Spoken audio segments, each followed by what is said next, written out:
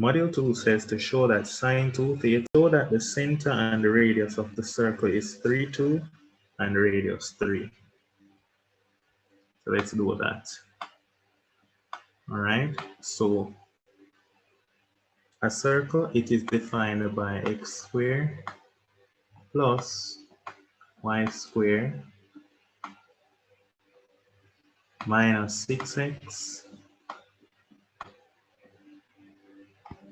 minus 4y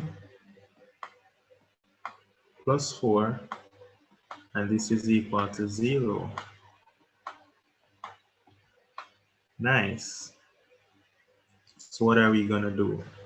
First thing I like to do is group my x terms together.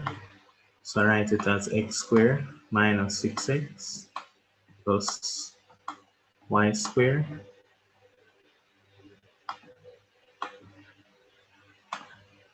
plus y squared minus 4y plus 4. I'm then going to complete the square among the x terms to get that this is now x minus 3 all square minus 9 plus, completing the square among these now, I half the power to get y minus 2 square, then you subtract 2 square, which is 4, plus 4, and that's equal to 0. So now I can put it in standard form. So putting it in its standard form, it's gonna be x minus 3 all square plus y minus 2 all square, and that's equal to r square. But what is r? In that case, we'll bring it over, bring over the 9, it's going to be plus 9 is 3 squared. Okay, and so now we have the center. So hence the center looks like 3, 2, and the radius, which is 3, and the radius is 3.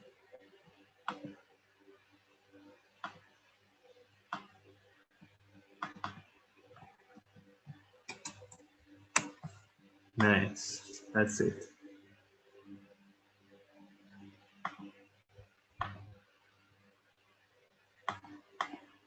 Okay, now let's look at the next part now. It says, show that the tangent to the circle 6, 2 is parallel to the y-axis.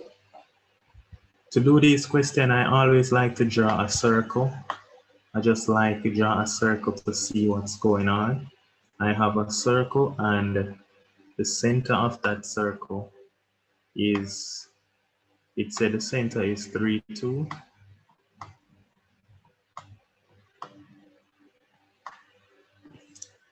Then you have some point 6, 2.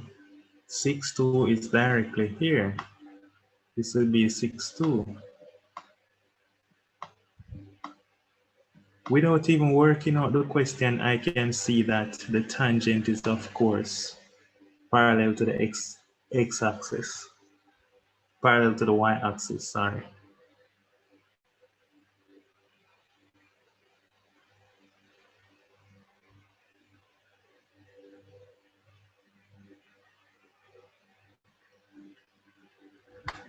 This is not 6, 2, sorry.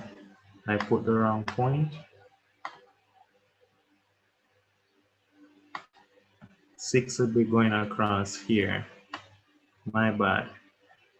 My apologies. This is 6, 2.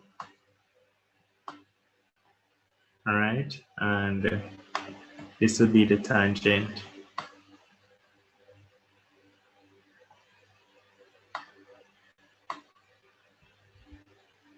All right, that would be the tangent. Clearly, it's parallel to the y-axis. The y-axis would be right here in reality. This would be the y-axis in reality. and x-axis would be somewhere here.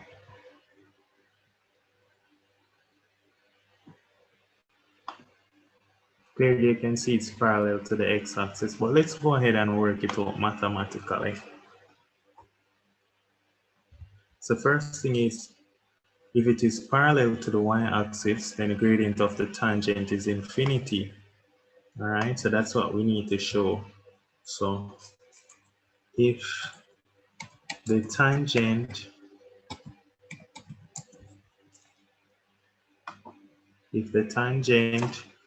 at 6, 2 is parallel to the y-axis, then the gradient of the tangent line must be undefined, or in other words, infinity. So let's show that.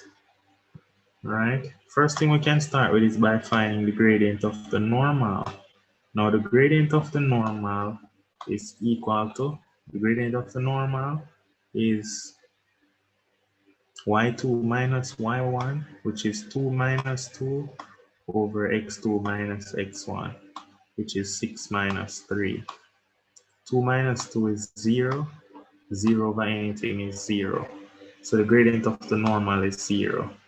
If the gradient of the normal is 0, then the gradient of the tangent is equal to minus 1 over the gradient of the normal, which is undefined. This is undefined. So hence, the tangent is parallel to the y-axis. That's how you do that question. Nice and easy, soft.